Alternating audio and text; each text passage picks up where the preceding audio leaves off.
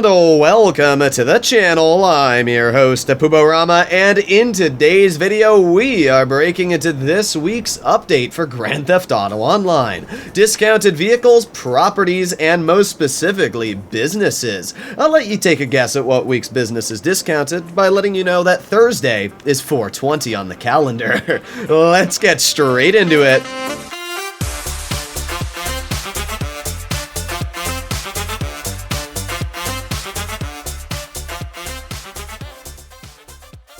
So yeah, as you can probably guess, with it being 4/20 starting on this update week, Rockstar is having the Weed Factory on sale. Now, there's a couple different locations you can think of purchasing when it comes to the Weed Factory. Personally, I would just suggest the one I have, which is right next to Sandy Shores, kind of on the edge of Grapeseed. It's definitely not the best location in the world, but depending on where you buy your weed farm really dictates where you're going to do your sale missions. For example, if you buy the weed farm that is in the city, sure, it might seem like a good idea until you realize that you have to sell your product from the city into Sandy. Now, in theory, that's a good idea. Yeah, I'm going from a populated area to a very non-populated area. The only problem with that is that's only good if you're getting one sale vehicle. If you get 2 or 3 missions, let's say you get like the garbage truck trash masters, or you get the post-op vans and your weed factory's over here, that means that if you're playing with only one person yourself, you're gonna have to drive from the city in a populated lobby, if that's what you like to do, and then go all the way outside of the city with the vehicles. Plus, it's all an uphill drive because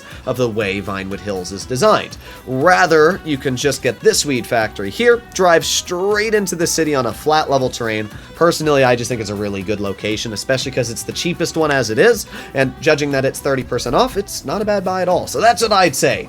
If you do plan on buying the Weed Factory as well, it's going to be making double production, and when you purchase supplies, you're going to get double the supplies. So essentially, it's lasting 2 times as long and producing double the speed. Unfortunately, your sale mission is not doubled. So it's kind of like you're getting double money, but you still need to do the sale mission every time for the same payout. Kind of unfortunate, I'll be honest. I'm actually a little bit bummed out Rockstar did that, but at least you are making some extra money or saving time with your Weed Factory. Not only are the Weed Factories 30% off, I should also point out all the upgrades on the Weed Factory itself is also 30% off. So if you're going for security cameras, which I would suggest to do, and if you're going for all the speed upgrades, which are mandatory, make sure you purchase them this week as well. Not only do we have the weed that is on sale, but if you make your way to Dynasty 8, apartments are all on sale this week. I would personally suggest 2 criteria for when purchasing apartments. The first criteria is location. If you want an apartment in a good location, I would suggest just to find the cheapest one in the best area. The apartment I purchased, for example, doing heist setups, especially when I was trying to do the Criminal Mastermind Challenge, is I went from low to high, and then I tried to find the best location apartment. Now, the one in Del Perro Heights is okay. If you're doing the Fleeca job, it's right off the highway from it, which is usually what a lot of people do to get the Elite Challenge completed. However, the location I would suggest to buy is 4 Integrity Way.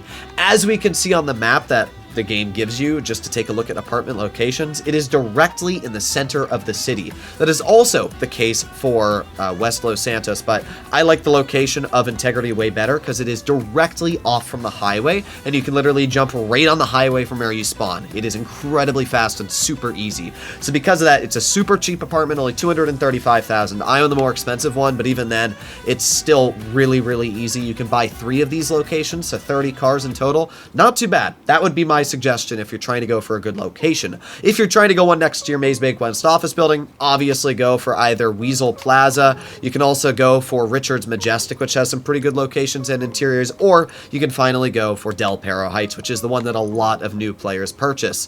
The other location that is very important, and the second bit of criteria I would add in, is specifically going for the Eclipse Towers apartments. The reason why is there's a lot of them. As you can see, there's 7 in total, and I think you can own up to like 5 properties. Actually, I think you can own 2 more. You can let me know in the comments down below, but I'm pretty sure that you can buy a vast majority of these apartments. And if you play the game right, if you buy all these apartments, it means when you want to get out cars and you forget which garage they're in, you don't need to go through every single garage in the world when trying to find them or show off your garages.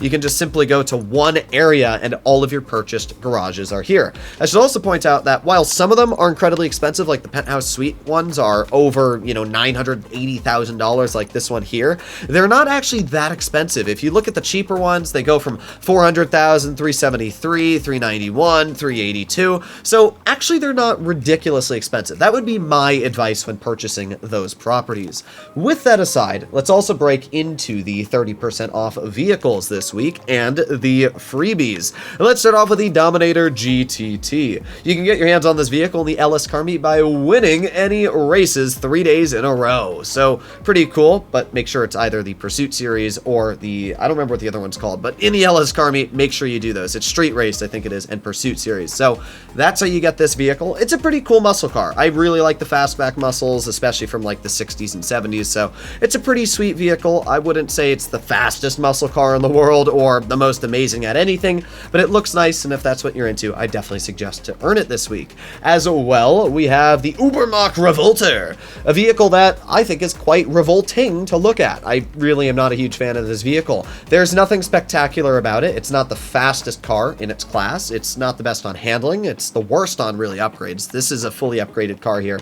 You can see it has literally nothing going for it. I don't really understand the point of this vehicle. It's not like it has armor or anything like that. It's just kind of pointless. So personally, I would suggest to sell this thing. I don't know. If you like it, then keep it. It's a free vehicle that you win on the Super Wheel Spin, but still, I think it's kind of useless. Now we have 3 vehicles that are discounted this week. We have the Volcar Nebula Turbo, which is normally $797,000. This week you can get it for $557,000. It's a cool looking vehicle. I wouldn't say it's the most exciting vehicle ever. It is a sports classics after all, and its handling is it's not great. I'll be honest. Its handling is it's very mediocre. But if you like drifting, this vehicle is very, very cool at drifting, especially because you can camber the tires out so far. You can see here it's pretty sick on drifting. So if that's what you're into, I would suggest to go for this vehicle.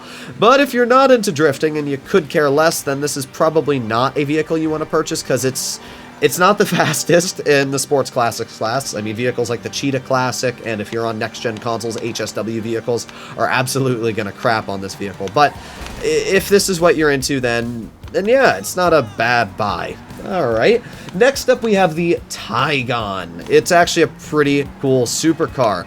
I'm not the biggest fan of the Taygon. I just don't love the way the back of it looks, but it is a cool vehicle, and I know there are a lot of people out there that do like the design of the Taygon. The Taygon sits at a top speed of 125.75 miles per hour, and it has a lap time of 1 minute 0.27 on the clock, which is pretty fast to be completely honest. That puts it in 16th place out of the 57 supercars in handling, and if you were to take a look at its top speed, and it's about 23rd place out of the 57 supercars. So overall, the vehicle is more than capable of dealing with even some of the most competitive supercars in the game, unless again you're looking at HSW vehicles on the newer generation consoles. Unfortunately, I personally play on PC, so a lot of the supercars in the HSW's class really don't affect me. But as you can see here, doing last week's time trial, this vehicle is very fast, very maneuverable. There's really no problems with it whatsoever. I actually really enjoy the handling on this car.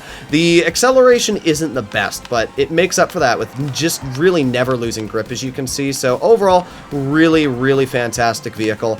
I would definitely suggest to think about picking this vehicle up. The final vehicle we have on sale this week is the Pfister Neon, coming in at a price tag of $1.5 million normally, but it is $1 million this week, so not a bad deal at all. The Pfister Neon is not the fastest sports car. It's electric after all. It's based off the Porsche Taycan in real life, so it makes sense, but it has incredibly good acceleration, and it's got pretty decent handling, but it is quite heavy, as electric cars in this game should be, due to the fact they have massive battery packs underneath them. Overall, it's a fun vehicle, it handles pretty well, and I really like electric cars. I think they're pretty cool overall in GTA. I know they're not everybody's favorite, and they're not my favorite either, but I still think it's cool to mess around with them, especially to feel that speed and power of acceleration they carry. So there you have it, ladies and gentlemen. This is all the discounted vehicles this week in Grand Theft Auto Online.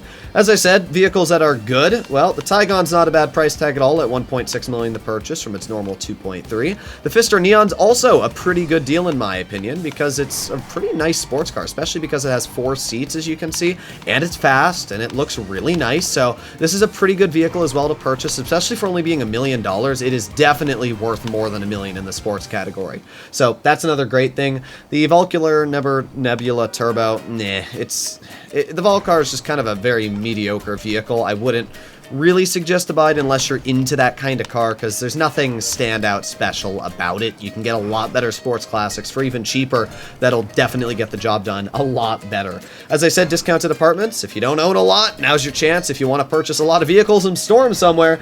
And finally, the Weed Factory, well, it is $420, so it makes a lot of sense Rockstar's doing that. I'm a little bummed out that there's not more money-making methods. I mean, obviously, there's your double money on certain missions here and there, but I think those are kind of pointless anyway. So, yeah, if you're going for money-making methods this week, just stick to your normal Cayo Perico heist and keep your businesses running in the background. If you don't own a Weed Factory, it's pretty decent to get your hands on, but that's about it. I'll see you all in the next one. Bye-bye.